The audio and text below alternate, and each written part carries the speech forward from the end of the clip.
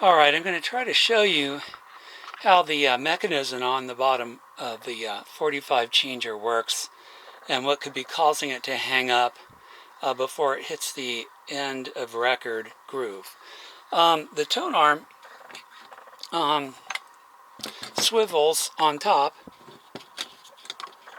and it follows on the bottom. You can see as I turn the top, the tone arm, the bottom kind of follows it down here. Now I've got one hand holding my camera, so I'm going to do my very best to explain this. The first stop when your tone arm moves to hit the start down location of your record is going to be determined right here with this. This is going to be the set down location. As this moves, see, I'm just moving the tone arm on the other side. This is going to stop right about there and let the tone arm know that it's reached a position for it to drop and play. Okay? So the part that we're concerned about is not that, it's this one. It's this part. This little knife.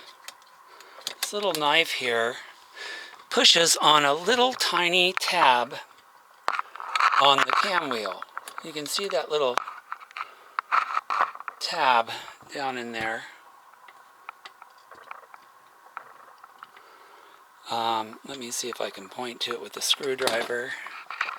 The little tab is right here. Right here. Anyway, this little knife will push on that tab and calls the cycling cam. This is the cycling cam, this brass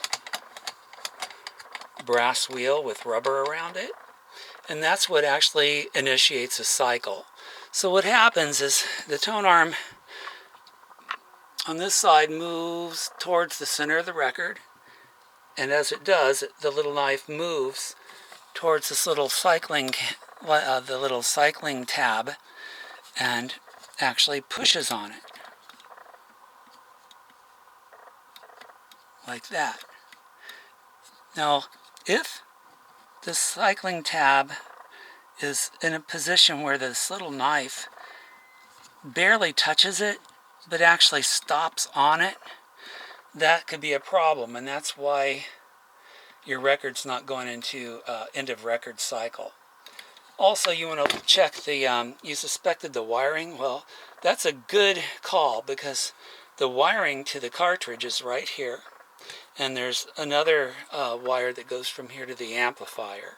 And if any of those wires are enmeshed or entangled in this little knife in the movement here, that would cause the problem you're having.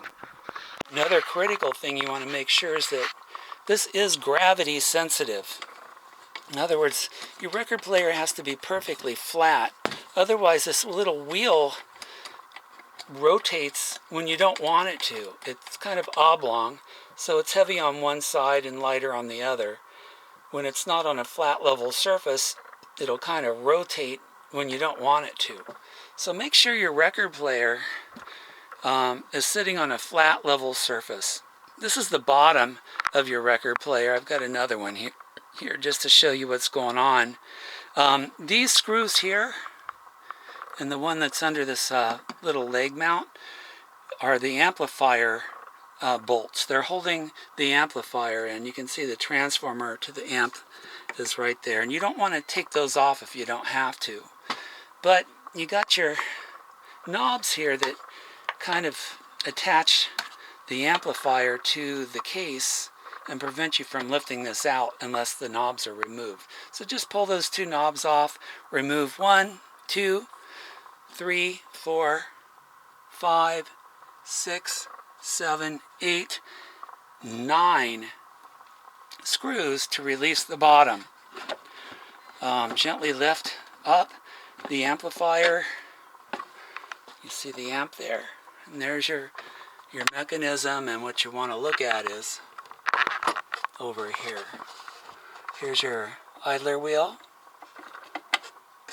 Here's the wiring that we were talking about, and here's the little knife that follows the tone arm on the other side. Again, if this little knife is not hitting that little tab on the bottom of the cycling cam at the right spot, that will cause a problem. All right? So check that out and let me know what you find. Thank you.